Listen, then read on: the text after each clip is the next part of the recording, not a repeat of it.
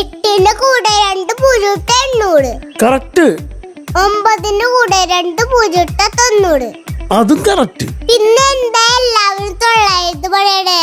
അല്ല അത് 900 അത് കറക്റ്റാ. 9 ഇട്ടിട്ട് 2 പൂജ്യം ഇട്ടാ 900 അങ്ങനെ പറയാവൂ. ഈ 1000 ഇപ്പൊ എവിടുന്നാ വന്നേ? നമ്മൾ 800 100 കൂട്ടിയത്.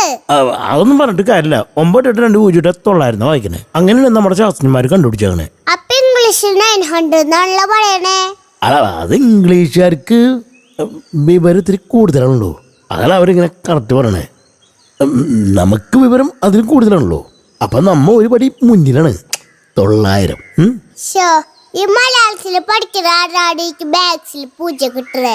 എന്റെ ഭാഗ്യം, ഞാൻ ഇംഗ്ലീഷും പഠിച്ചില്ല മലയാളം പഠിച്ചില്ല, അതന്നെ എനിക്കൊരു കൺഫ്യൂഷനും ഇല്ല.